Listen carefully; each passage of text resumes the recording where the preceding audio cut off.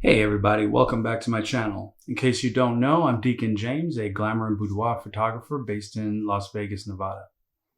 We're currently in the boudoir set, and I wanted to talk with you real quickly before my shoot to talk about something that's a really important part of running a photography business, and that's pricing.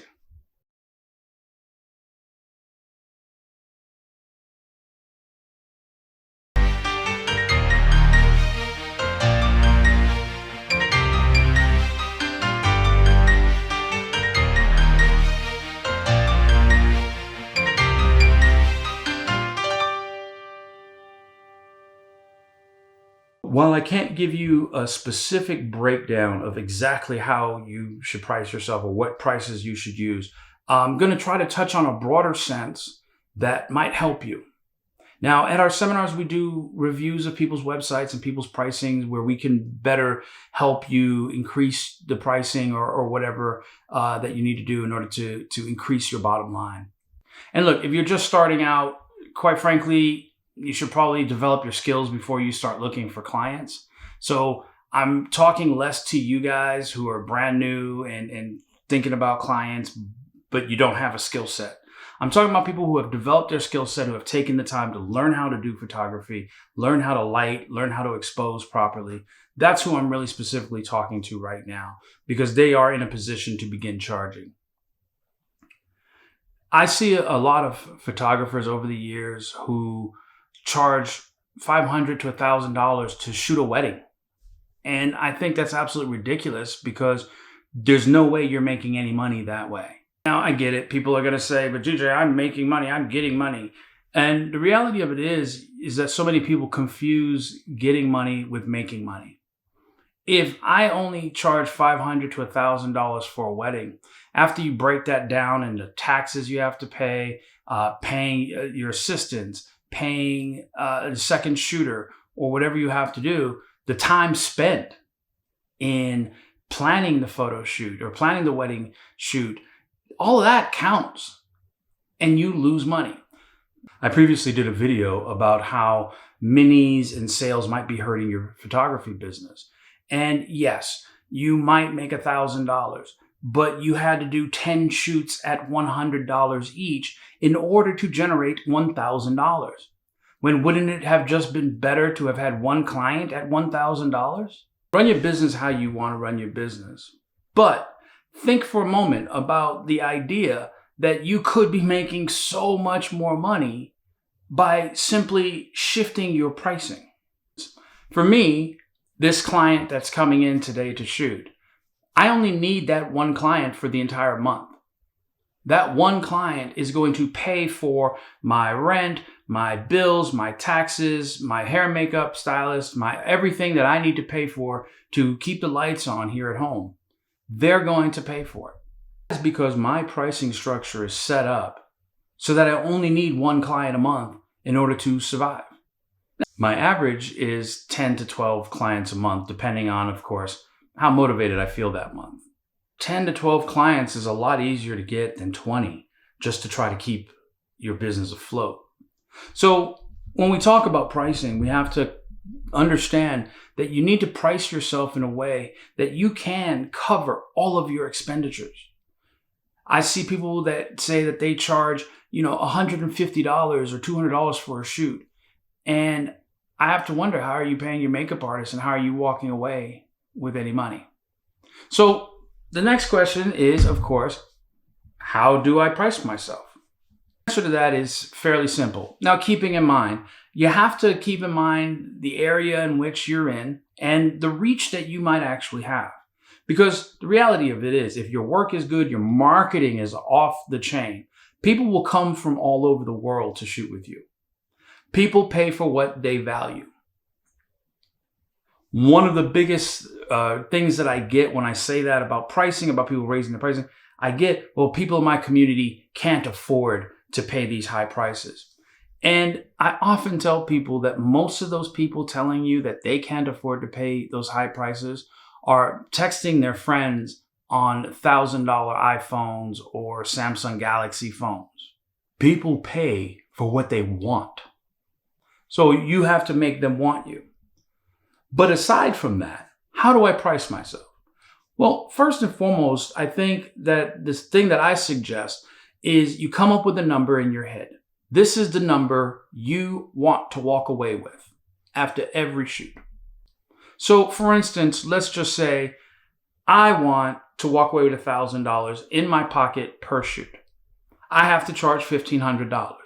That $1,500, $500 of that covers my hair and makeup people. Then $100 of that can cover my taxes. And I walk away with $1,000 in my pocket for that shoot. Now, keep in mind, those numbers are not exact, and I'm not your accountant. You need to talk to a tax accountant about how the taxes work and things like that. But the idea is you still have to pay taxes on everything that you make. When you give your clients digital images on a card or a smart drive or a CD or a DVD, did you know you had to pay taxes on that? But the idea is you need to price yourself in a way that allows you to sustain your business without having to do an exorbitant amount of photo shoots and book a ton of clients for every month. Otherwise, you're going to go under. Another thing, if you're not properly pricing yourself, what you experience is burnout. You're working 20 shoots per month and still barely making it. Hell, you might as well have stayed on your crappy job that you hated. If you're trying to go full time with photography, especially boudoir photography, you have got to price yourself in a way that it sustains you. That if you don't get a whole lot of shoots, it's okay. You're not going to end up homeless or hungry. Another thing I see where a lot of photographers kind of are messing up when it comes to pricing is their product offering. They often have way too many packages, way too many a la carte items, and that's killing your bottom line as well. When you give people a lot of options, they have a very difficult time choosing one. And when they do choose that one option, then they are left wondering, did I choose the right option? Should I have gone with this? Should I have done that? Eliminate as much of that as you can. I only offer clients 3 to 4 packages, and my 4th package is an extreme package. It's a $17,000 package. It's crazy. I do that because I want them to easily be able to make a choice. And in that package is pretty much everything. Yes, I have some a la carte items, but I'm not giving them 30, 40 items that they can purchase a la carte. All the items that I offer a la carte, there's maybe 5 of them, and that's usually large prints. Now, it's been my experience that a lot of boudoir clients don't buy prints for their walls and things of that nature, and that's fine. But the albums are what really matters. So for instance, you might have a package, your first package might have an album that's say 8 by 10 and has 20 pages. Your next package might have be a 10 by 10 with 25 pages. And your next biggest package might be a 10 by 10 or a 12 by 12 with 30 or 35 pages in it. And that's entirely up to you. But you do that and then you price accordingly. So your packages should start pretty high because you have to cover your retouching, you have to cover the product, the albums, the shipping, all of those things have to be covered. So those are things to definitely keep in mind as you're pricing yourself. So to kind of recap, 1, have a number that you want to make per shoot. 2, minimize the amount of options given in a package to assist your client in making a decision and not regretting or rethinking or overthinking their choices or being overwhelmed by having a lot of choices. I see so many photographers pricing themselves as if they were a Walmart rather than some high-end store. We oftentimes use the analogy of automobiles. Stop treating your business like you're a Honda Civic. Not that a Honda Civic's a bad car, but nobody's excited about that. Instead, perhaps start thinking about your business and pricing yourself as if you were a Bentley. But now, all of this that I'm saying to you really kind of relies on you having the skill set and being able to create consistently excellent quality images every time. That's it for me this week, guys. I hope that it helped you out. I hope that you learned something. Think about these principles and points that I mentioned. And if you have any questions or comments, please leave them below. I will try to answer all of them if I can.